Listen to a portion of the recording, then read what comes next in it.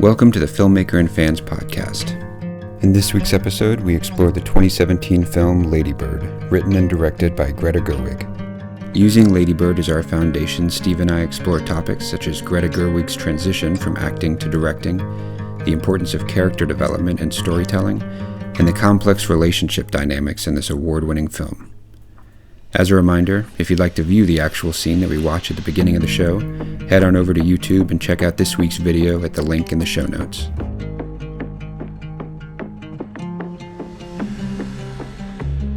Alright, so episode 2, we are going to be talking about Lady Bird this time. So let me give some basic info again, and then I've come prepared, Stephen. I have questions, I have anecdotes, I have all sorts of things today, so it should be fun. All right, so Lady Bird was released in 2017. Writer-director Greta Gerwig, which is also her directorial debut with this film.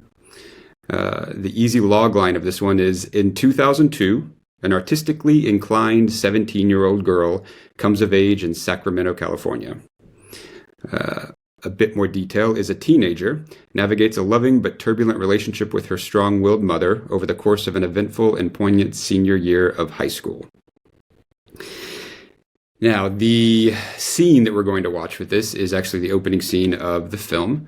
To set it up a little bit, this is the main character, who calls herself Lady Bird, and her mother. So we pick up right at the end of a college visit that they've both been on together. So they've been essentially on a tour visiting colleges, and now they're about to drive back home after this trip, right at the beginning and the start of her, Lady Bird's, senior year of high school. All right, any thoughts before we play?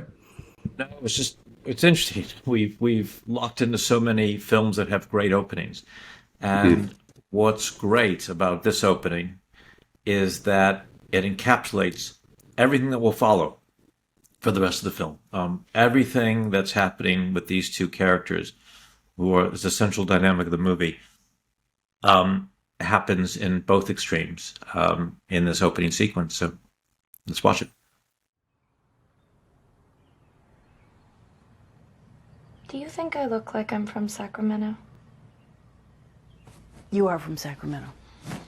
You don't have to do that. Well, it's nice to make things neat and clean. You ready to go home? Ready. Her hand moved behind his head and supported it. Her fingers moved gently in his hair. She looked up and across the barn, and her lips came together and smiled mysteriously. You've been listening to The Grapes of Wrath by John Steinbeck. If you... Our college trip took 21 hours and 5 minutes.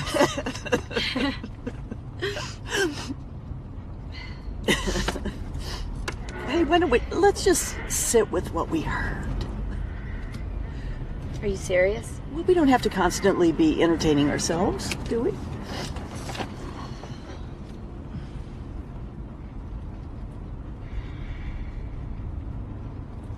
I wish I could live through something. Aren't you? Nope.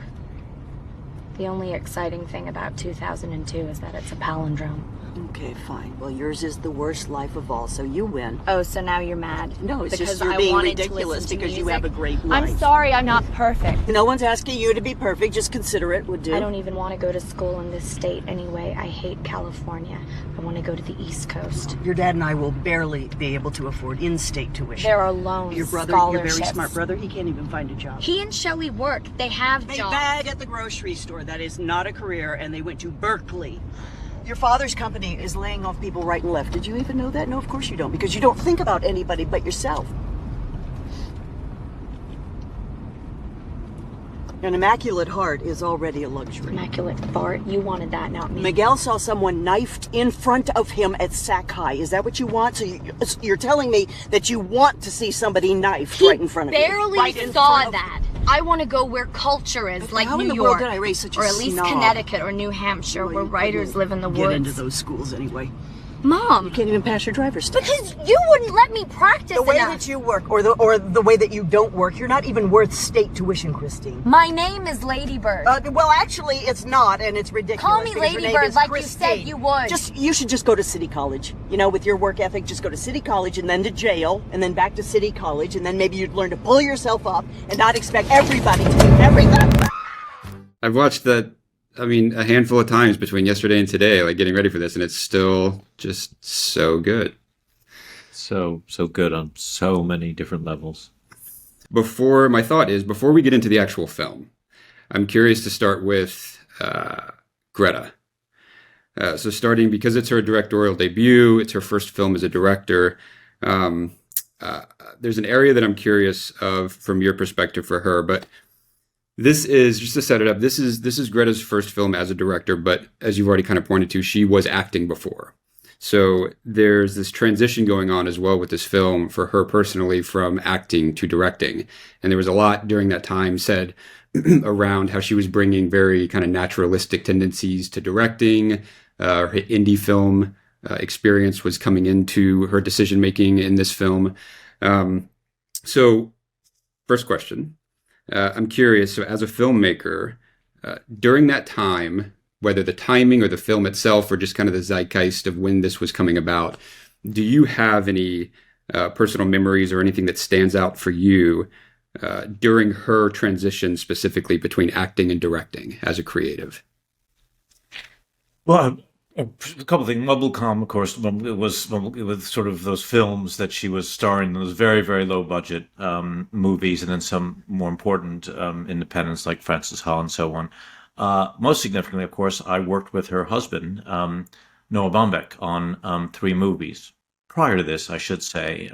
And I think it's a cheap shot that very often women directors, I think of Sophie Coppola and I think of Greta Gerwig, if there are well-known men in their lives, the presumption is that, they must have heavily influenced them in some way. Well, yeah. Probably, and probably women influence men in their lives, and probably all the people that surround us creatively influence us in different ways. I don't think it's any accident that great filmmakers come from great communities of artists. So if you happen to live with a writer, you're probably stimulated by that writer's ideas. If you live with an actress, you're probably stimulated by her ideas, or an actor. If your father is a well-known director, you're probably influenced by them. But that's the way artists work. We're all, in some small way, like AI, only we have the integrity that AI doesn't have, in that we're plagiarizing. But plagiarizing with a very small p, because we're being stimulated by other artists who've taken views about how they're going to approach their art. And sometimes we'll agree with them, and we may pay the ultimate compliment by imitating. But sometimes we react against what another artist who's close to us has. See what they've done, we see that it fails, or it doesn't work in the way we would, and we alter our approach based on our experience of an artist we're close with. So just because she was surrounded by other writers and other filmmakers doesn't mean that they had a unreasonable or controlling influence on her. She was simply stimulated by what work they were doing. And look at the work Noah was doing. Noah, a lot of his stuff is very dialogue driven, which is interesting. I mean, on Kicking and Screaming, Mr. Jealousy and Highball, a lot of characters talking a lot. But the other thing that Noah's very known for is the complexity of his characters and their imperfections, their vulnerabilities. They'll be incredibly insightful about our shared human condition, and then incredibly naive about what reactions their actions may have. And Greta seems to come from the same school of that, and maybe that's what filmmakers were doing in this period. The sense that drama doesn't necessarily advance the film, that it's not only about telling a story, it's not only about how a person gets from A to B, or have a realization or an epiphany or evolve as human beings. It's also just about the complexity of character. which is very different from a focus entirely on narrative. If you look at a film like Kicking and Screaming, it kind of meanders. I mean, there's sort of a general story, but really it's episodic, a series of different characters talking about lots of different things, but without a clear narrative overweening structure.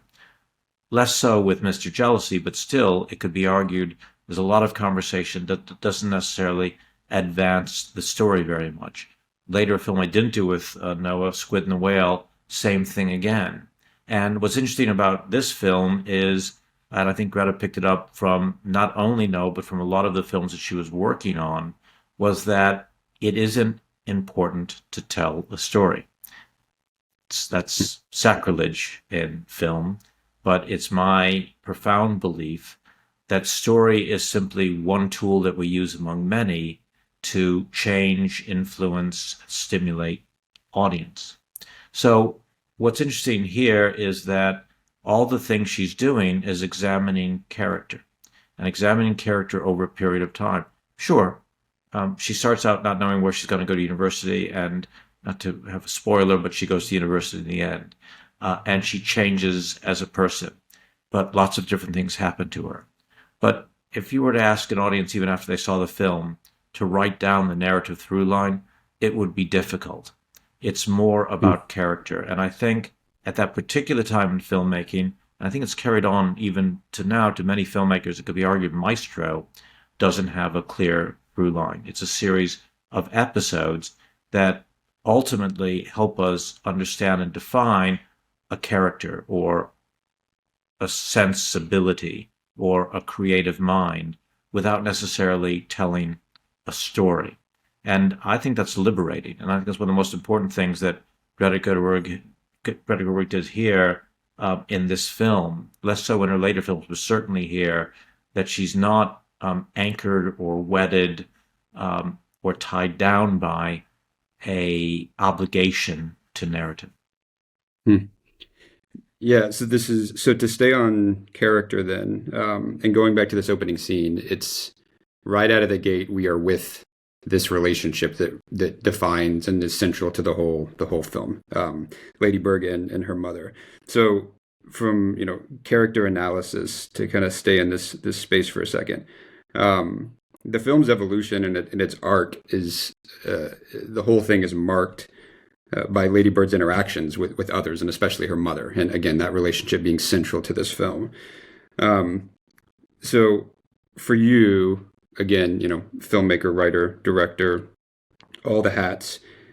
How important, if we're talking about character, and then specifically character development, how important is character development in the storytelling process?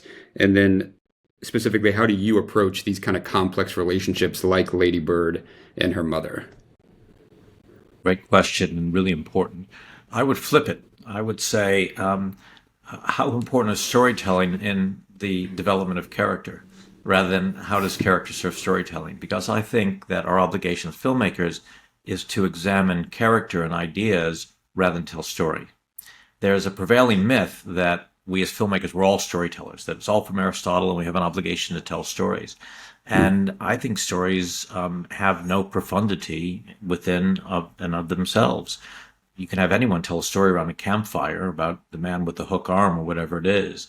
That doesn't mean it's going to profoundly affect us. It might give us a fright, but it's not the narrative that scares us. This is a guy with a hook arm that will sneak up on our car when we're at the senior prom or whatever it is. What's fascinating about Lady Bird is not the story, but the character. What's fascinating about Lost in Translation, a film we'll be talking about soon, is not the story, but the characters. What's fascinating about Maestro is not the story, but the characters. Even Barbie. Does anyone really care about whether Barbie's kingdom is taken over by Ken or not? Come on. But the character of Barbie and of Ken and the relationship and the dynamic between them is of interest to us. This is a prevailing myth that is sustained by every studio and every filmmaker and every interview. You get cinematographers saying, well, first of all, I'm a storyteller and my job is to serve storytelling.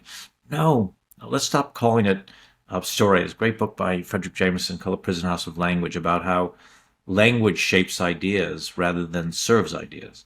So if we start with the concept that all filmmaking is storytelling, then we try to fit everything into that framework, and it's just not the case.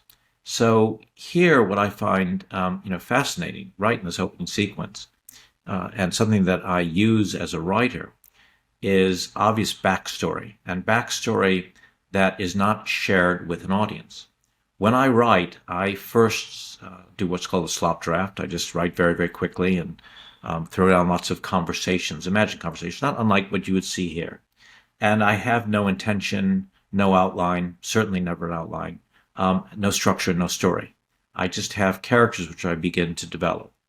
The second thing I do after I write that very long slop draft in a few days is I then read it and then I invent backstory for each of the characters. And the backstory is complex and doesn't serve story. It's just, what was her first childhood experience that she remembers? Who was her first romance? What happened with her brother? Whatever. Some of it will be from within the film, but a lot of it is just stuff that I will use to inform my writing and to facilitate the actors later on, because I share that backstory with them and they'll invent a backstory themselves. So as you listen to this conversation, try to think how much you know already as they talk. And we know none of it. It's like overhearing a conversation, talking about her brother working at the supermarket. We haven't met her brother yet. Talking about how he saw a stabbing. We don't know anything about the stabbing. That was just made up. Talking about her bad work ethic, the local community college, the college trip they've just been on, which we only see the end of, them cuddling in a hotel room or a dorm room that may have been repurposed for when they visited a college. That is what is one of the things that's brilliant about the script, I think brilliant about best writing, is the less an audience knows about a character's life, the more believable they are, because we don't know much about each other's lives. And when we go to a film, we're being introduced to new people. When we meet new people, we don't know who they are. And we look for clues and insights to discover who they are. And that process of discovery is the vicissitude of real human interaction. It's how we meet people. So as we hear these two people talking, there's so much that's unfamiliar, to your point, Vince. And that's one of the devices that's used here. But simultaneously, there's also a great deal that is familiar because we're familiar with the archetype of this relationship of mother and daughter. And what the mother's trying to do, despite all these references to things we've never heard about, is try to be a good mentor for her daughter. And she's doing it in a brutal and really ineffective way by saying, well, we'll just go to the community college. That's kind of emotional blackmail we all do. It's a bad move, but she can't help herself. Just like Lady Bird, which is the ridiculous thing. I've changed my mind, my name to Lady Bird. This is emotionally immature, childish, and absurd. And what mother in her right mind would allow her or agree to then call her daughter by the name that she made up? But again, we recognize it as something that people do. It's an archetype, as absurd as it is, but it also goes through vulnerability. We all do stupid things. If you could see what my hair looked like in 1978, it's not something that I'm proud of, or the earrings or the eye makeup or the gold tooth or any of those things that I used for a while. It was affect, but it was affect as I was either searching or foisting an identity on people around me. So right away, we see the mother as imperfect and vulnerable. We see Lady Bird as imperfect and vulnerable. We recognize the archetype of this relationship, which every mother and daughter, presumably, or son and father, or son and mother have experienced. And at the same time, they reference things we've never heard of. So we think these are real people having experiences that we understand. There's a way to do that. It's backstory. And it's backstory, and then it's just good writing. This leads me to, first of all, we need pictures, I think, of the gold tooth and the hair in that chapter. Future episodes, I think. I've done my very best to have them destroyed, but I do appear in the occasional music video in my gear. So as we know each other better and we do more of these episodes, I will gradually reveal to the internet detectives where they can find images of the shirtless, gold tooth, eye makeup, long-haired Steve Bernstein. And I think it's the opposite.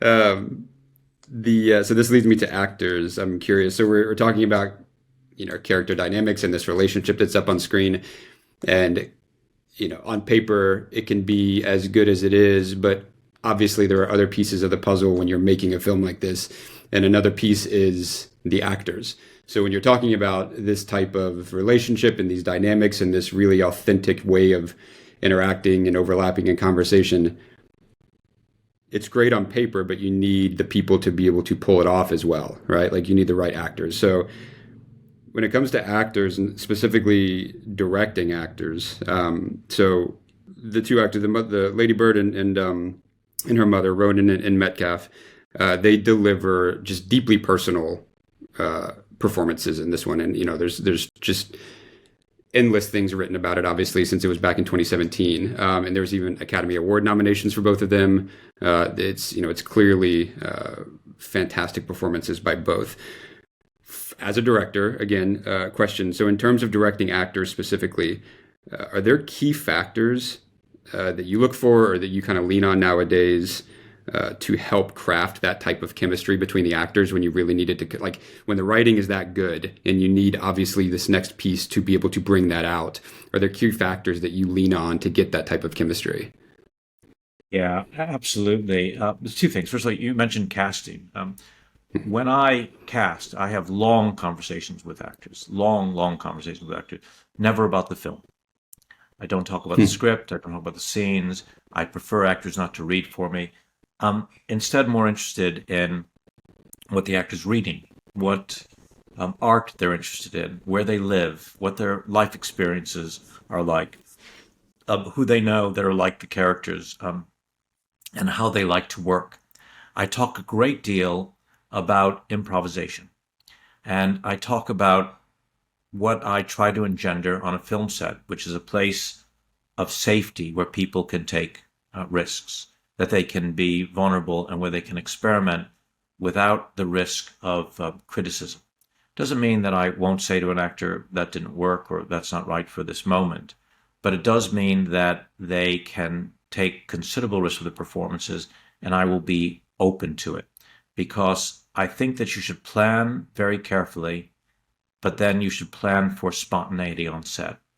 And one of the things that I like to engender is improvisation.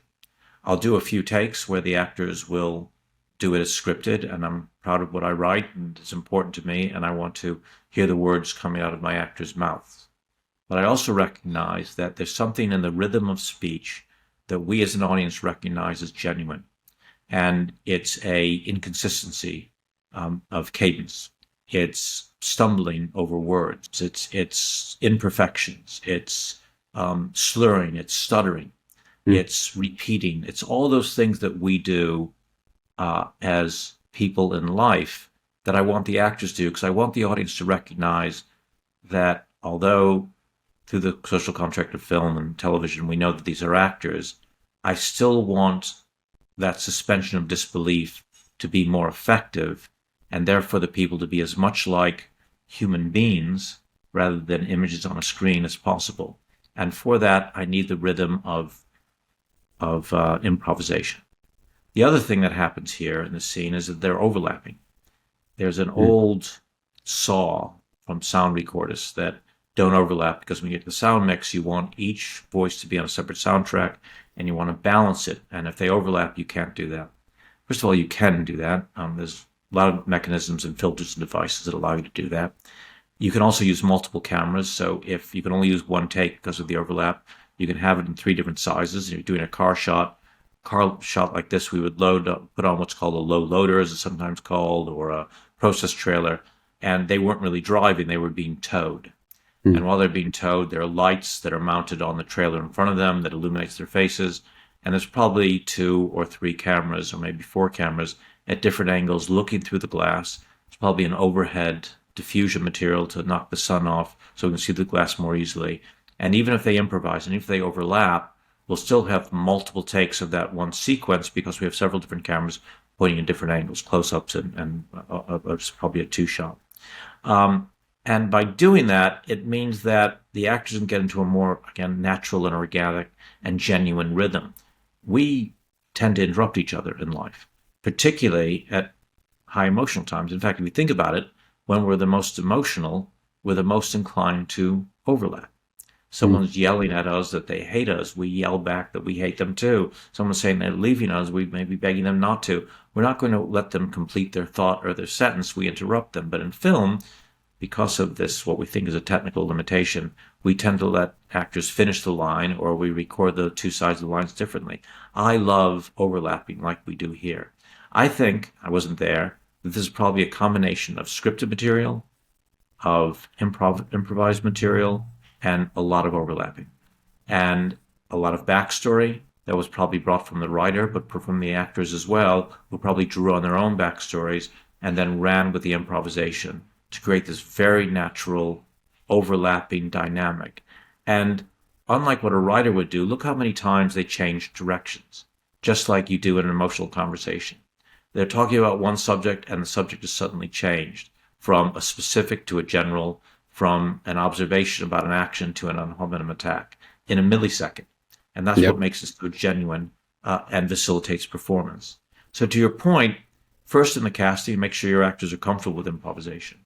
Second, to draw the actor into wanting to work with you, explain to them that you understand the environment they have to work in. It has to be a place of safety where they can take risks like this, can overlap, can improvise, and know that they'll get another take. To know that they can take big risks and not be criticized for it, to understand that you'll be excited by the direction they go, and to recognize that you recognize it's a collaboration. To be fair, I don't think there's ever such a thing, or there's really such a thing as a good performance without a good director. And I don't think people wholly understand what a director does. Director creates an environment where the actor can flourish, but can also facilitate methodologies that make the acting better by allowing for improvisation and for overlaps. So I don't think directors get enough credit for performances, and probably performances don't get enough credit for the risks that these actors are taking. And you do discover that both in your casting, when you decide who you're going to work with, and then how you work on set. And if you facilitate these things, I think you come up sometimes with performances like this. There are actors who are horrified at the prospect of doing improv. On my last film, GRQ, which I mention here frequently, there was an actor who had to come in and do a sequence, and he asked me to send him a script, and I said, no, I'm not going to send you a script. We'll make it up on the day. I knew exactly what I wanted to say, but I wanted it to be awkward and natural, and he nearly wouldn't take the part if I wouldn't send him the pages. And I didn't, and then when he arrived, and he was with us for a day, and he did one of the best performances in the film. I, of course, gave him lines just before he went on. I told him to improvise. I gave him some ideas to improvise with. And man, he ran with it. And it was a comic performance. The entire crew was having a hard time controlling themselves. He was so funny, so brilliant. But I had seen something when I had met him that suggested to me that he would tend to over-practice, over-prepare. And I noticed that he became a little bit stilted and wooden in his performances in other films. So I thought the solution, because in conversation he was inventive, imaginative, and funny, is to allow him to be himself, even while he's being the character. Yeah, I think it's funny. I think it's such an excellent point. And you're already pointing to all the things that you have at your disposal and control of and management of as a director to influence these things. Like the chemistry, like the relationship dynamic. But I think it's such an excellent point. The safety, creating an environment of safety, even just in film, but I think all kind of creative endeavors, especially with larger teams, and from personal experience, especially short term, which film can be looked at as, just if you're looking at just a handful of months for an entire project or a production sometime. Obviously, as a director, you're involved with longer, but as far as like managing the people, maybe there's a shorter timeline. But from other types of creative projects where you're bringing teams together for maybe just a few months, in my experience, there are times where if that's not created, you're not obviously getting the best result possible from a creative perspective, because maybe people aren't there showing up at their fullest. Maybe they're not feeling confident or safe enough to express, even just from a brainstorming perspective, like bring things up in conversation, which the final product can suffer from sometimes. So like creating that environment, which I know is not always the approach in these type of things, but as a director, like creating those environments of that, this is a safe space. We can be wrong. You can bring up your thoughts and concerns, and we can work with those as opposed to shutting them down. It seems critical, and it sounds like it is from your side. Yeah, it's interesting that you say that, because I'm interested in your time at Google and elsewhere, because other people have spoken to me about inviting me to come and speak to companies, and I thought, well, why would you possibly want to do this? But then I've discovered that this idea of creating working environments for creative expression is hugely important. I think this idea of intimidation in any part of our lives is significant, because all of us are at our best when we feel nurtured and protected. And our worst behaviors come when we're at threat. I think the worst people I know think of themselves as victims. And because they're victims, they feel they have license to be abusive. And in turn, they begin this cycle of abuse that began with the perception that they weren't safe. So to make themselves safe, they become aggressive, they become political, they will backstab, lie, be disingenuous, all those things. It's interesting that when, I'm always talking about this idea of radical honesty, but when people feel they can be honest, they can be open about particularly their weaknesses, then I think it creates an environment where people do their best work. It is paradoxical that when we show our weakness, we create the greatest strength within ourselves and with others. Because rather than behaving in such a way as to protect ourselves from injury, we think instead about what will make the project have its most successful outcome. We stop thinking about self and we start thinking about the collective good. But we can only do that when we feel exceptionally safe. And I say exceptional because for Sosha and for Laurie to be doing a sequence like this, where there's a lot of themselves revealed, they have to feel very, very safe. And it's very hard for actors. They're in front of cameras, they're in front of lots of sets of eyes, and subsequently will be in front of millions. They don't want to do something that's embarrassing. Well, you have to make them understand there's nothing they can do that will be embarrassing. And if there's something that doesn't work, you as a director have the wherewithal and ability to identify something that doesn't work and make sure it doesn't get in the film. And the minute you don't show that, like they do a bad performance and you as a director say, oh, darling, it was wonderful, let's do another. They're thinking, number one, he's lying to me, so I can't trust him because he says it's great after every take. And secondly, I just did a bad take and he didn't identify as a bad take. So you may think it's very kind to say to somebody, great, but that's not what people want. They don't want kindness. They want the kindness of honesty. I think it's, I mean, it's, I would imagine it's often, you forget that some of the biggest intimate moments too, that we see in film, whether delivered through these movies, whether from, a place of vulnerability or comedic or drama, whatever the moment is, some of these moments are done with tens, if not hundreds, or, there's just so much around behind the camera during these times when these actors have to turn this on and perform. And if it's good enough, or at least for me, when I'm lost in these scenes, you tend to forget, like you're in it. You think it's just an intimate moment of these people and these characters and their lives. But for them to be able to do that, unless, I'm not an actor, obviously, but I would imagine human emotion comes in play for everyone. So there has to be anxiety and concern and worry. And yet you have to deliver these performances that say just the opposite sometimes, with just tens and tens and tens of people behind you staring at you, waiting for you to do your thing. I would imagine just by, from like speaking of the environment, that just creates anxiety, I would imagine, for most. But being able to craft a way that they can still give that type of performance with all of those things that are necessary to capture it must be some sort of task on your side. I mean, it seems like such a lift. And that's why there's so much laughter on my sets, which I'm always, I will never, ADs will come up and whisper in my ear, assistant directors, responsible part to make sure that we finish our day. Oh, we've got to do 10 sequences. We only got like 2 hours left or whatever it is, 10 shots. And that makes me anxious, but I'm not going to reveal that because people are looking at me all the time to see where I'm at. And if I show anxiety, then it spreads very quickly through. So I'm laughing. I will seem indifferent to everything except the performance. What happens, happens. If something doesn't work, camera fails, it fails.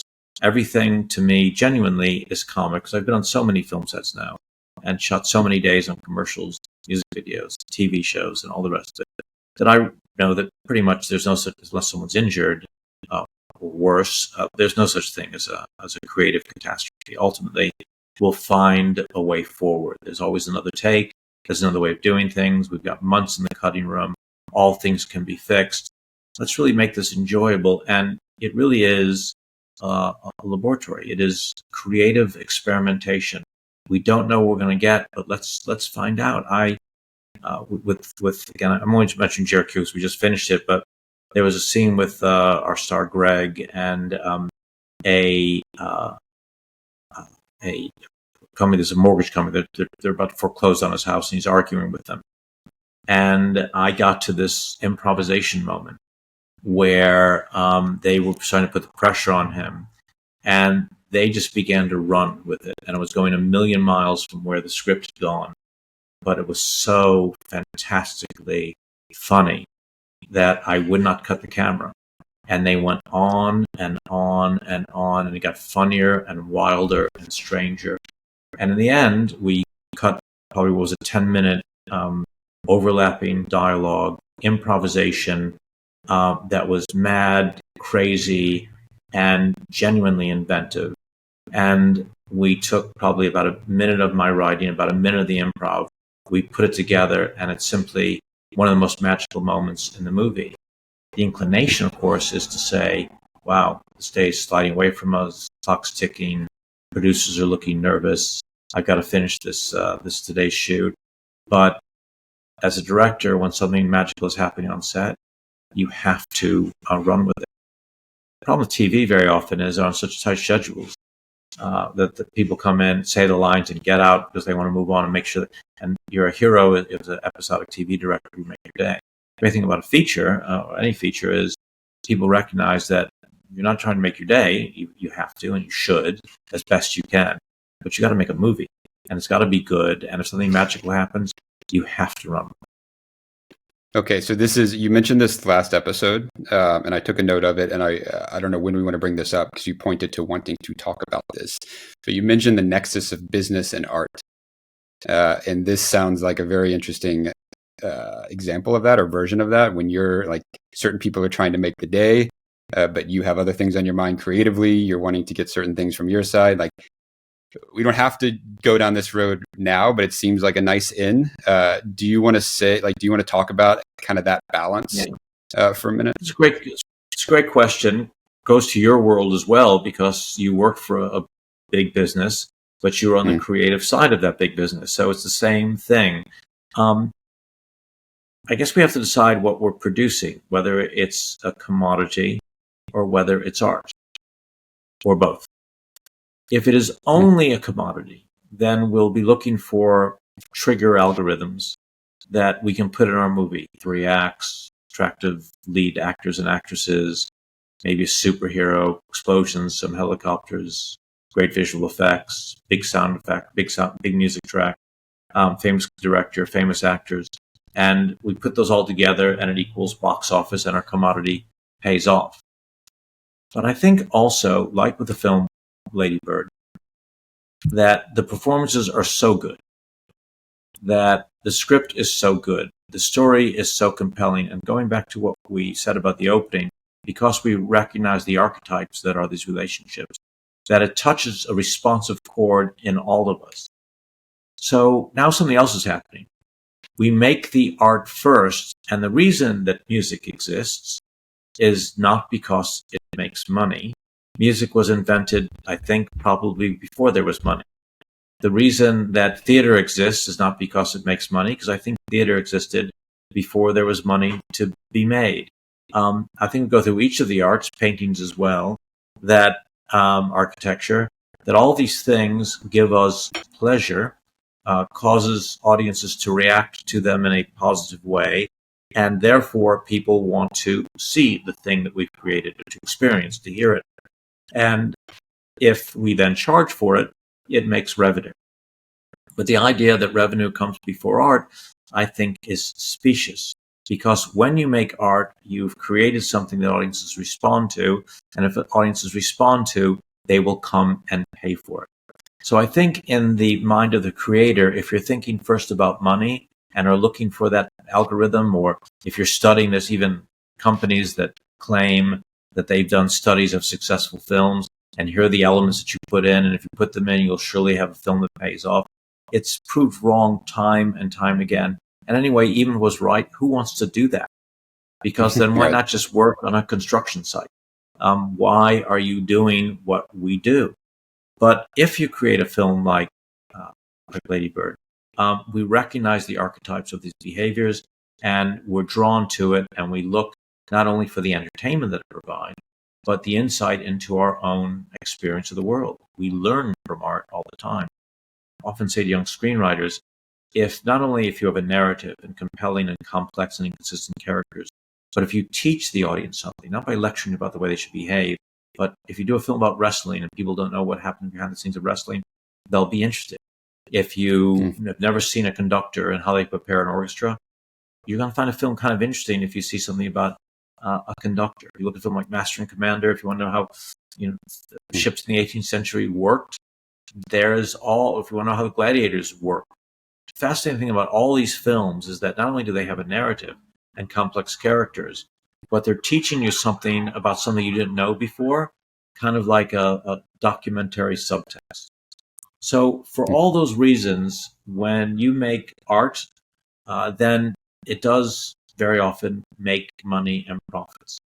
But what producers and studios sometimes lose track of is, because they're so concerned about profits and eyes on screens and bums on seats, they think that they can lecture or prescribe about what the correct algorithm is and what the elements are that will make the money.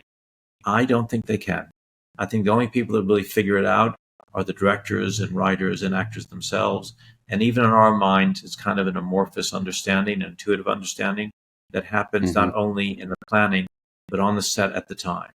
And we're doing our best to create something that is emotive, that has a path of connection to an audience, that is about important ideas. And if we do that and maintain an integrity of vision, then audiences will respond to it.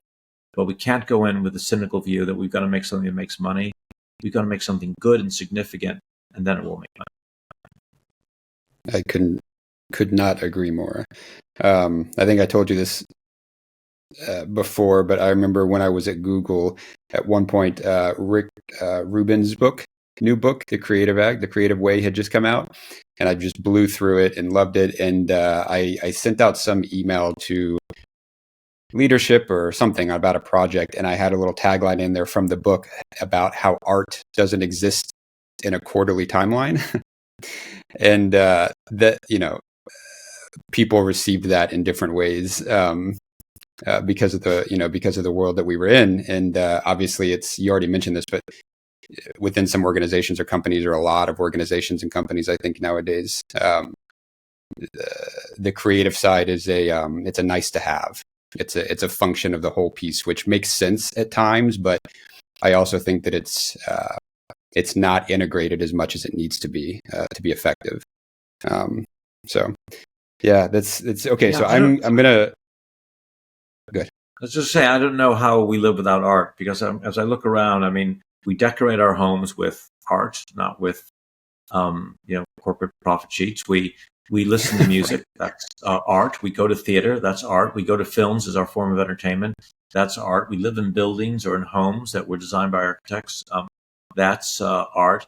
From the time we wake up, who goes through their day without watching a narrative or film of some sort, listening to music, looking at paintings, or living within some architectural design? So it's kind of everywhere. And if you look at its function, it seems to be the thing that allows us to carry on even when we're sad, depressed, disaffected, lost. It's the thing we turn to when we're ill, sitting at home with a cold or with COVID. We don't think we're going to look at corporate spreadsheets. We look at movies. When we're going on a date and falling in love, we go to movies. When we're by ourselves and we're lonely and we want cheering up, we go to movies, or we watch televisions, or we read a book or many books, or whatever it is. So, art isn't, it's interesting that the term you use, a nice to have.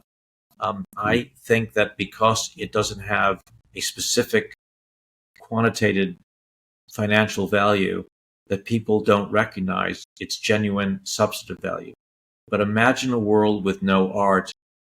It's worth being in. Yep. What comes to mind is measurements. Again, coming from that kind of corporate world before, it's very heavily focused on measuring return. And again, with creative projects, especially like internally, when you're talking about a video or a podcast or any type of media that you're trying to craft internally for an organization, usually one of the first questions from the business side is, how do we measure the success of this? And how do we measure return from a business perspective for the money and time that we're putting in to create something like that? And a lot of the time it's, you kind of grasp at trying to tie it to the things that they are used to measuring. But at the end of the day, measuring the quality and the emotional impact of, say, a docuseries that you produce internally for your employees to really feel and get a sense of what the culture is supposed to be like for the company. You can create something like that from a creative perspective. It can land in a really meaningful way for the employees. But if it's not tied directly to some sort of tangible business outcome, which partly is understood, but partly if it's not tied to something like that, it can be looked at as not successful or not as good as it could be. And it's incredibly disappointing when those things happen, because you see the impact on an individual level of this type of creative. And again, this is outside of film, but like this type of creative, you can see how it affects people. And then yet it's still looked at sometimes as unsuccessful because of, how they're measuring it. So, okay, so I'm going to try to do a magic trick and tie two things together that you've mentioned earlier. So you already kind of mentioned music and soundtrack, and then you've mentioned GRQ also, which I've had the opportunity and pleasure of seeing, and you have also talked about already about the score specifically and the work that you've done with GRQ around that. So bringing it back to Lady Bird, the soundtrack for Lady Bird it was also something that was very meaningful and talked about and purposeful. So the soundtrack is just kind of a blend of these early 2000 music and tracks, and it creates a very nostalgic and yet timeless kind of feel for the film. And this was purposeful. This was on purpose by Greta, and she even chose a lot of the tracks specifically to reflect the actual period of time, but also Lady Bird's personal perspective during the arc in the story. So, relating it to GRQ or not, but from your perspective and your experience, what is your approach when you kind of get to that part of the puzzle for music and score for designing that piece of the puzzle for your films? Yeah, I would say music, along with editing and cinematography, are the elements that really go to the very heart of what filmmaking is, which is sometimes a non-intellectual, visceral experience. So what's remarkable about music is it does what I want to do as a filmmaker, what I think film is actually about. All the stuff that film is storytelling. Let's just put that aside for a minute. Let's think, maybe it's not storytelling. Maybe it's creating emotions, feelings, and ideas in an audience. Now, how can you do that without story? You can do it by playing music. If any of us were to listen to music right now, something Bell's Adagio or Swan Lake or something sad, something in a minor key. If we close our eyes in a darkened room, we're going to feel an emotion. Now, for those who insist that film is only storytelling, what story are we telling with that music? We're not. We're triggering something in the unconscious mind, something in the limbic system, something that causes our audience to feel emotion. That's the way music works. Ian Arbor, who did the score for my film JRQ, I did a talk with him and I asked him, explain the encoding of music, how it works, how does it create reactions in the audience. He said, like all musicians, he doesn't know. It's an intuition. He puts various notes together, writes a score, and it elicits an emotional reaction in an audience. He did something remarkable on our film where he took an old synthesizer, an analog synthesizer, that had no memory system. So everything he created disappeared immediately. Once after he recorded, he couldn't replicate it. And it produced sounds that he felt were extremely effective and emotive for the film, but not as strong as he would like. So later he went out of his own volition and got the better part of an orchestra, a large part of an orchestra, and then recorded some key moments with strings, because there's something about the string part of an orchestra that he felt would be extremely effective. When we got it back and we played it at key dramatic moments in the movie, it was overwhelming and brilliant. So it is also with music that we heard from our childhoods, which Greta Gerwig goes to so brilliantly, is that there's an associative connection with those hormonal-driven experiences of our adolescence and our childhood with the music that was playing while those things were happening. So when we hear the music again, it's like looking at an old photograph, but even more powerful, because it's like those same chemicals are released, maybe not with the same intensity, but there's theories among scientists that we have a chemical memory as well as an intellectual memory thing, that we remember the chemical release of events that were key in our lives. And our limbic system releases those chemicals again when we have the same stimuli. So what she does brilliantly is to evoke the time, but also the sense of vague longing. The reason the past is so tragic and so moving is it's something that can't be altered. We can't go back to it. So if we remember someone who's passed, for example, or we recognize our own innocence and now informed by a mature cynicism, we miss that innocence. We know when we hear the music from that time period, it can't be replicated or returned to us. So there's a sense of loss whenever we hear that. The sense also of regret.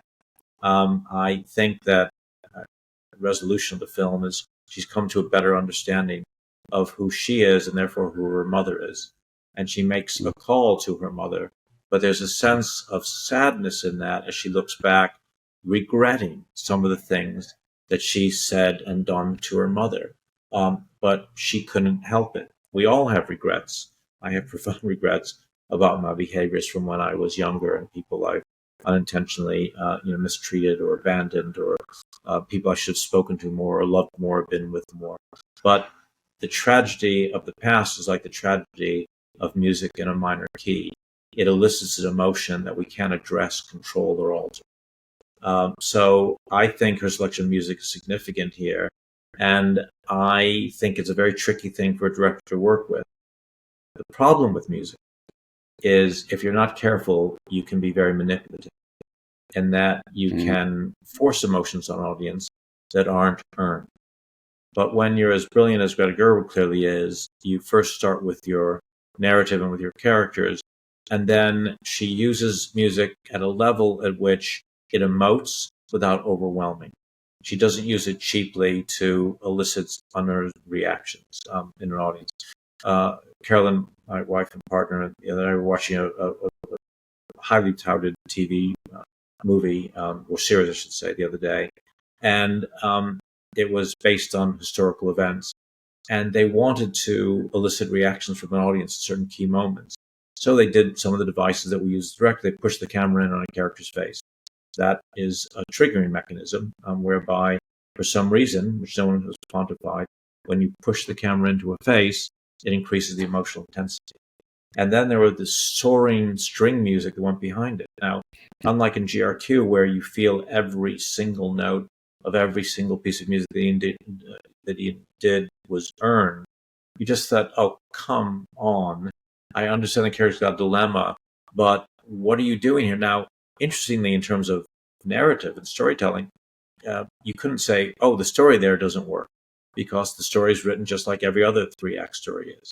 What wasn't working was the soaring music and the camera pushing in. It seemed inappropriately big for that particular moment in that poorly made TV series. So finding the right balance with music is a very difficult thing. You don't want to overuse it, but it's a great thing to utilize to make your film better if you find the right balance. Yep.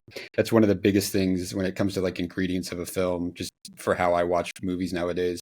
That's one of the biggest things that'll bring me out of it. We've talked about you coming out of the experience before, but when there's like a misalignment of music or score or even sound design to what's going on, it just brings me right out of it. And it's very noticeable and disappointing a lot of the times, even if it's from a misalignment or even if it's just forced, like heavy handed. You could tell like, we needed to fix this. Let's try to put a Band-Aid on it from a music perspective, hot track or something. And yeah.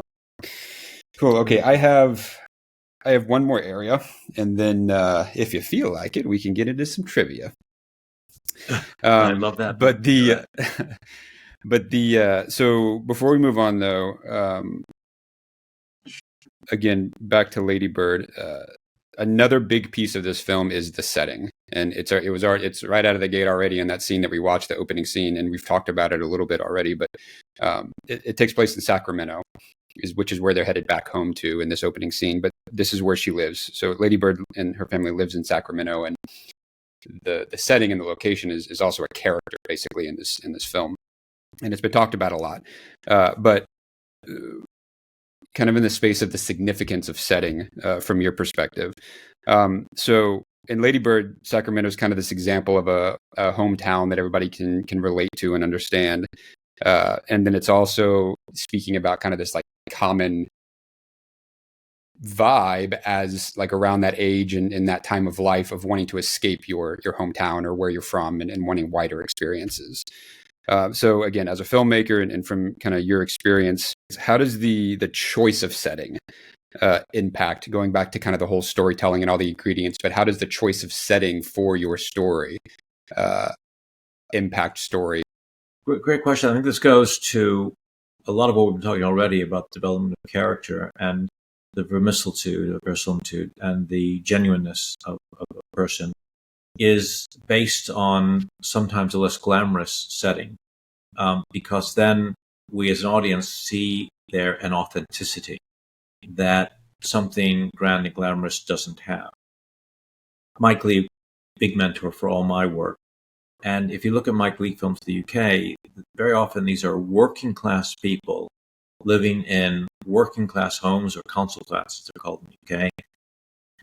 Not particularly spectacular, not well decorated, sometimes with kind of ropey carpeting, bad wallpaper.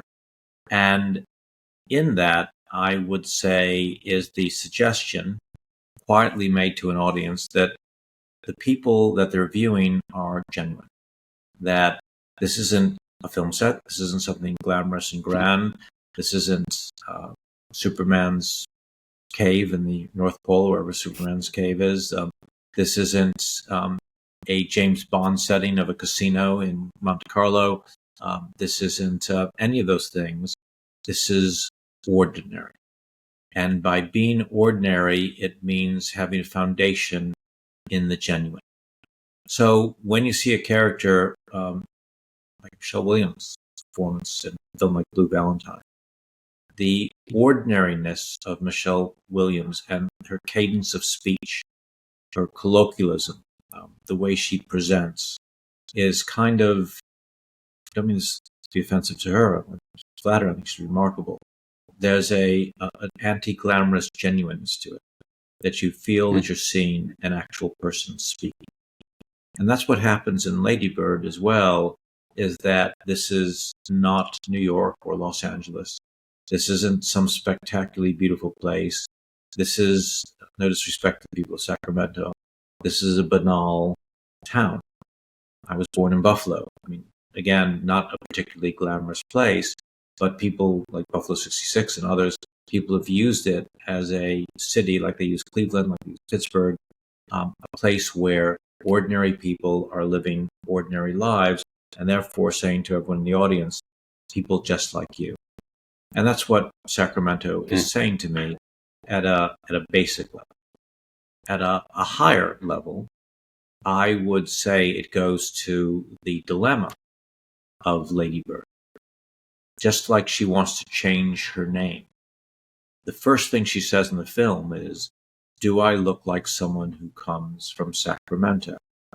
So in her mind, this idea of the non-plasticity of identity is frustrating to her because she doesn't want to be ordinary.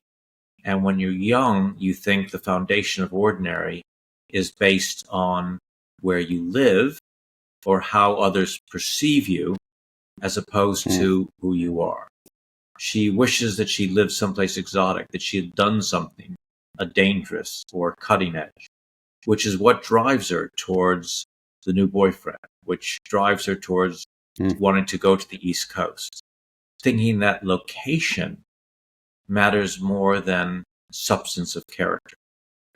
And that's the informing dilemma throughout the film and why she wants to get far away, because she doesn't want to be the person she is at that moment. Nobody wants to be their adolescent self, but it has nothing to do with it being Sacramento, nothing to do with her being in a Catholic school, and nothing to do with who she's dating. There's another great line by Tim Michel later in the film where I think she says something like, I want it to be special, I don't want to have non-special.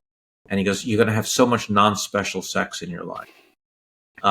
She's fantasizing about what the nature of the world is, where there are other cities that are magical, other relationships that are magical, other mothers who are magical, other circumstances who are magical.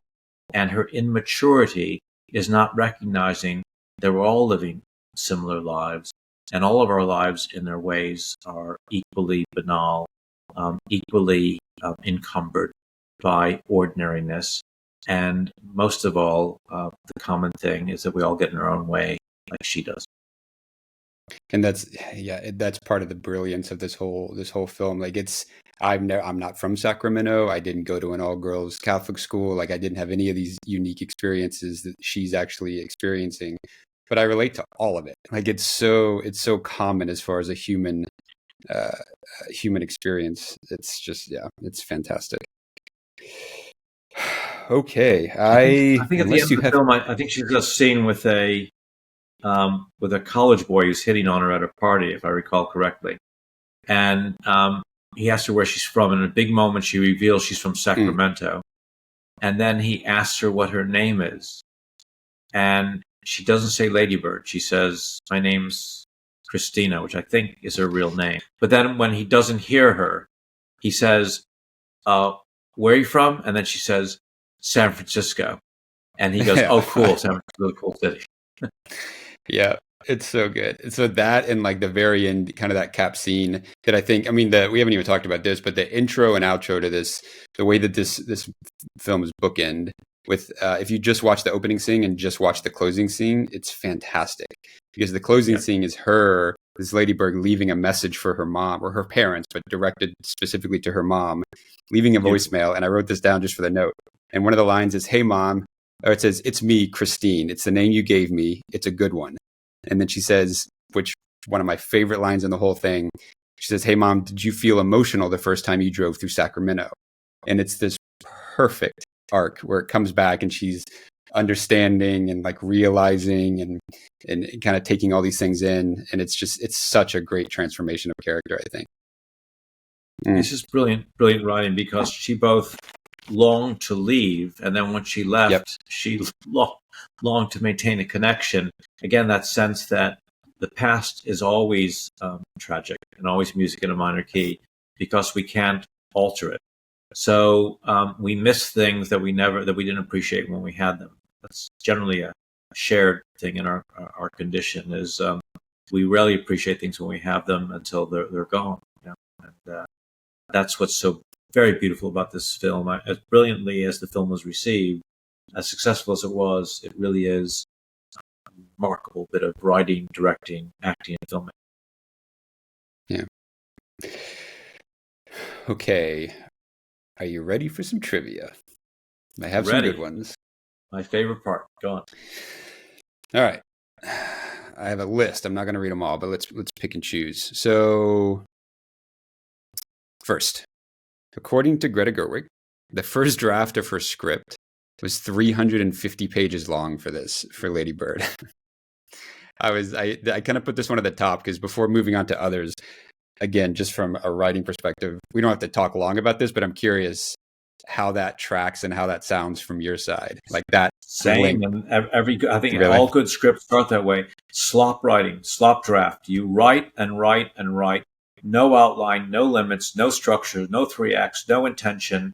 You write automatically and quickly because you write to discover what you think, not to report what you think. So the writing is not the end product of the creative process. It is the creative process. So once you've done that and then you pare it back, you discover all these ideas, you end up with this kind of episodic structure without clearly delineated narrative, but something of great brilliance. So I don't think it's an accident that her first draft was 350 pages. More power to her. I wrote a book. I wrote a novella, which you have, for GRQ, which is way longer than a screenplay. But had I started as a screenplay, it would be half the film it is, because I wrote a long story, a long narrative, a novella. I could then extract the screenplay from it, and the screenplay, first draft of the screenplay was over 200 pages, and then it was just over 100. So whenever you hear someone's written a really long script and pared it back, it's always a good sign. Thin Red Line, Terry Malick's film. My friend was the editor on it, and I think that script, when they arrived in Australia to shoot, the shooting script was over 300 pages. Oh my, really? That's so funny. I mean, we've talked about this one before. I don't think it was in one of the actual episodes, but we talked about him before as a filmmaker. And that's even more interesting and funny to think about the way that he cuts films too. Like that it was that long, and then his whole process in post basically just rewires everything most of the time, or that's what he's known for. Yeah, the editors were saying to him, "So what do you want to do in this scene?" He said, "Nah, we'll figure it out." You know, it wasn't like let's shoot things and we'll figure it out. And I found the same thing in GRQ. The GRQ, after we edited, 5 months editing that film, longest I've spent editing a movie, maybe 6 months. It was a completely different and much better movie. And now I am resolved to always have really long editing periods on a movie, because I now have this process where I rediscover the movie, even though I wrote it, even though I directed it, even though I used improv. I still like to reconfigure everything, and it makes the film better. Yeah. God, it's fascinating. Just, I mean, the more that we talk, obviously, there's so many things at your disposal to create your final product. Oh, it's magic. I mean, I can't imagine how anyone does anything else in life. It's so terrifying, so difficult, so painful, so rewarding, so stimulating. It makes you grow. It stunts your growth. It destroys you emotionally. It facilitates you. It stimulates you. It makes you smarter. It makes you extremely stupid. It can offer you great wealth. It'll take all the money in the world from you. You build profound relationships. It destroys every relationship you have. It's all these things heightened, and it is high risk. It is like Lady Bird saying she wants to live this particular life of madness, danger, and adventure. Yeah, if you make films, you're going to live those things. Whether it's ultimately edifying, I don't know. I think it gives you a better understanding of people. I think it gives you a better understanding of art. It gives you great insight into our shared human condition. Whether it's the right thing, or whether if we were all less neurotic, less needy, and more certain that whatever was important in life was manifest, then we might live quieter lives, and not lives of, to use Ginsberg's expression, quiet desperation. But I can't imagine, for me, with all my issues and depressions and extremes of behavior, that I could possibly do anything else. Let's go straight to the cinematography. I mean, anytime something comes up about cinematography, it's on the list to talk to you about. So Lady Bird. This film, another fun fact, trivia. The film maintains consistent color stories for different storylines. For example, the popular girl Jenna and the other cool kids are lit with a violet hue. And by comparison, Lady Bird and her family are shot in softer, yellower light, which I thought was pretty cool. I mean, again, it goes back the things at your disposal to do what you do and to create this. I mean, when Vittorio Storaro was working with Bertolucci, he would develop this idea of color themes that went with characters or sequences. If you look at a film like Conformist, which is a masterpiece, the treatment of color, or a better known film like Apocalypse Now, Conformist is a masterpiece. Apocalypse Now is also great, that Francis Coppola did. And you look at the way Storaro, more than virtually any other cinematographer, uses color to create emotion. He has theories about what red does to an audience. And it is, in fact, the case. When you look at The Last Emperor, another film that he did, you'll suddenly see this intense red saturate fill the widescreen, and it creates and elicits an emotional response in you. There's studies been done that found that when you shoot a film in black and white, it is more emotional for an audience than if you shoot it in bright, garish colors, which is probably why when we do comedies, we tend to oversaturate colors and use flat lighting from the front. And in drama, like Maestro, like my own film Dominion, or what's now called Last Call, we tend to lean towards a black and white or a desaturated color of spectrum. You look at a film like McCabe and Mrs. Miller, they filtered so heavily, there's virtually no color there anymore. But it's so filtered and so full of pastels, it becomes dreamlike and affects us a different way.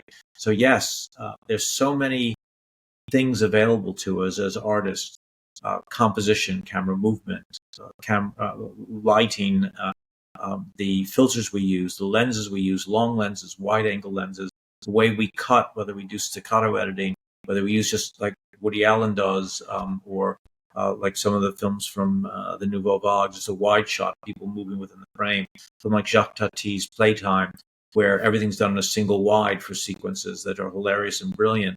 All these things, all these different arts combined together, orchestrated by a film director, it's kind of exciting, also overwhelming, because if you come onto a set and you're not ready to talk about lighting, composition, camera movement, performance, production design, music, what editing you're going to be using, the blocking of the actors, what actors are going to be there. Someone once said, I think there's 2,000 or 3,000 questions that an average film director has to answer in a day on a film set, 2,000 to 3,000. Sounds like an exaggeration. I don't think it is. It's a lot at play, and you get one thing tragically wrong, it could go all terribly wrong. And you stumble across something like we found this animator on GRQ. Very little film is animated, but there's some screens they're looking at where we have this animated figure of a leprechaun. And originally it was going to be some throwaway little paper image because I wanted this leprechaun to be, it's a timer the guy's using and saying how much time he got to the event. The leprechaun keeps the time as he moves towards this tragedy. He's got to achieve it by a particular period. The leprechaun's saying, time's running out, time's running out. Just floated this idea to this brilliant kid who went out and did this breathtakingly brilliant design that every time it pops up and I show it to an audience, they laugh out loud in the middle of high drama. So, and that's something we came across in the editing. Genius. So it's a lot to play with and a lot to get wrong, but a lot that you can get right out of all of a sudden and from nowhere. All right. So for the sake of time, I'm going to move away from trivia, and we'll get to no, I was loving it. Don't you have any more? Give me one more. Go on. I mean, I do. Yeah. Hey, I will do trivia all day. Let's see. Okay, real quick, fun one. We don't have to talk about this one, but Greta Gerwig wore a prom dress while directing the prom dance scene. So very, very much into what she was shooting. It sounds like. I think it's fantastic. Do you? I mean, and also, by the way, makes the cast and the crew comfortable. If someone's comfortable enough to have fun, then you can have fun. And it just sounds. And if you see any of the behind the scenes videos, she's laughing all the time and just delighting in the process. As a director, make it fun, because it's scary enough. Don't make it painful. As serious as you are, serious as your intent is, you don't have to suffer. I mean, I know one very famous director said, I don't have to entertain because I pay people enough that they don't have to worry about being entertained. Brilliant director, he's been very successful. I don't mean to disagree with him, but I disagree with him absolutely. I want my sets to be places of joy and wonder. I mean, I think it's pretty, it's all over the place now. Those videos, I think I know which ones you're talking about. Those behind the scenes, especially with like the garden scene where the actors are running around and rolling, and she's in it and all about it with them and engaging. And I mean, even just as like me not knowing anything about it or her or any of them, I want to be a part of it. Like, it just looks like something fun and engaging, and that you want to create with them. So yeah. Well, I learned this from the Wayans, that all those films with the Wayans brothers, like, White Chicks and so on, that when sets are fun and you're laughing all the time, somehow it infects the movie as well, so that the films become a lot of fun.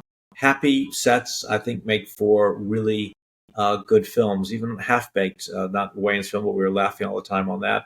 Waterboy, we were laughing all the time on that. Time after time, these films may not be Lady Bird. They may not be considered significant, seminal pieces of art, but damn, they're entertaining, and damn, they were fun to make. And something about making films that are fun to make makes them somehow successful. And that, I'm not going to go down this rabbit hole, but that, I want to bring that up in another episode. But that, as far as the process being the focus more than the output, I think is a fascinating thing to get into. So I will mark that down, and we'll talk about that one later. All right. So moving on from trivia, though, because I think ending on the prom dress scene is a good one. So this last little bit, and I think I'm going to let's shoehorn the Oscars talk into this last little bit that I have for the film itself. So Lady Bird, again, kind of wrapping it up for the film specifically, it was received to widespread acclaim. Like, it was a very popular movie. It checked all the boxes. It did all the things. It was nominated for all the awards. So since, part of this, what we're doing is just timing wise, it's the run up to the 2024 Oscars, and just coincidentally, or not coincidentally, but Greta Gerwig is one of her films is nominated again with Barbie. So kind of piecing those together, Lady Bird, and you as a director, and you've talked a little bit about this in the first episode, but can we talk a little bit about how both critical and awards success for a film and the people that are involved, how it influences their careers as creatives, and from kind of how it relates to specifically opportunities and access? The problem is that many audiences don't know what good is. They know what they enjoy, but they're not sure whether what they're enjoying is something they should be enjoying. It's very interesting. Even within a scene, one of the best ways to shoot comedy is to cut to someone within the scene laughing, so the audience knows it's okay to laugh. When you do a comedy that has drama in it, very often you want to start with some comedy so the audience knows that they have permission to laugh. This idea of permission is something that we've got to put into our films so that the audience knows what they're watching and how they are meant to enjoy it. It's an odd thing to think about, but you have to give them that cue. You have to give them that license. That's kind of the way awards work as well. When people have enjoyed a film and it gets nominated, they feel validated. And as they feel validated, they feel that it's then given them permission to advocate that film to others. So if you go and you look at a film like Poor Things and you recognize it eccentric, but you think it a masterpiece, but you keep it to yourself, and the next day you read a review in the New York Times or the LA Times and it says masterpiece, then you're more inclined to say to your friends, I saw a film last night which is really strange, but I think it's a masterpiece, because you know your opinion has been validated. And that leads to word of mouth. Word of mouth means that word of mouth generally is the most effective way to get box office. As much as advertising works, people telling people a film is good usually makes a film more successful than an advertising campaign. An awards ceremony or an awards win is saying all those people who liked your film that you are validated. When a film you liked's been nominated for 8 Oscars, that means that your opinion has a validity that other people's don't, because the film that you liked has been liked by the motion picture industry and has been acknowledged as a piece of art. The reaction against Greta Gerwig not getting an Oscar nomination for Barbie doesn't have so much to do with people's understanding of what a director does, because I would conjecture mildly and lovingly that not everyone knows fully what a director does and why one film could be good with a bad director, one could be bad with a good director, and so on.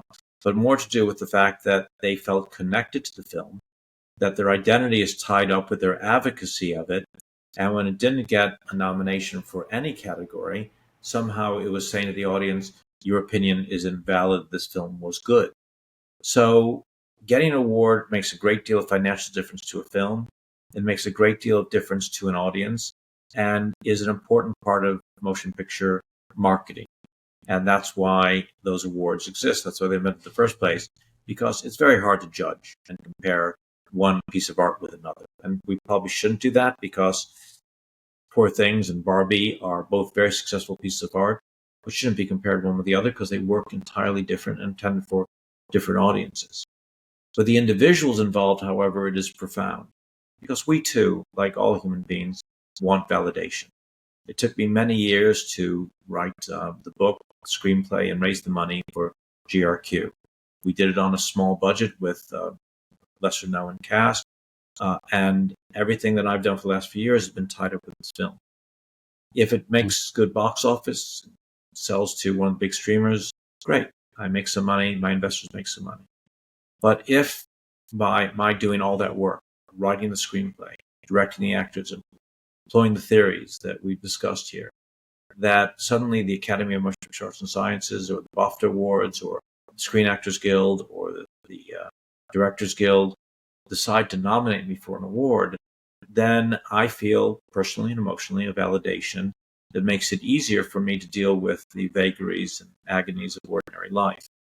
It also helps me going for other jobs. When people say, are you a good director or a bad director? Hey, I got nominated for an Oscar last year. Oh, then you're a good director. All this controversy about who gets nominated for what kind of vanishes when you do a job application. All they see is Oscar nominated, and then you kind of have your pick of the litter. It's also to do with the way the industry works. A lot of it's fear-based. Although I talk about being on set and you want a place that doesn't have any fear, the mechanism of making a movie has lots of fear involved. You take money from people, you make a movie, they expect their money back. If you're taking money from a studio, they want a box office. And if you fail, you may not get work in the future. So when they go to hire people, they want a safe pair of hands.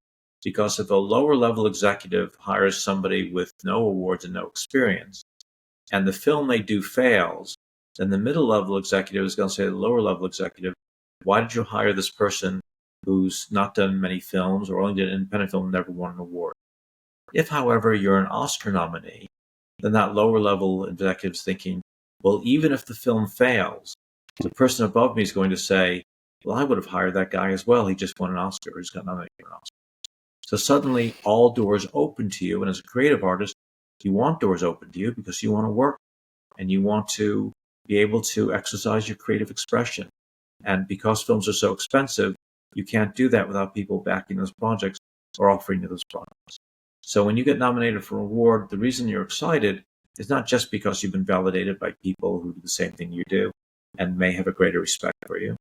It doesn't mean that your film's going to make more money, although it is, which means that back end you might make more money. It also means that in future, you might be able to do better projects and more projects without as many obstacles, without as much pain, because you've been recognized as someone who's a safe pair of hands. And that's probably the thing that we covet most of all, that suddenly projects will be available to us that weren't available to us before because we've got that nomination.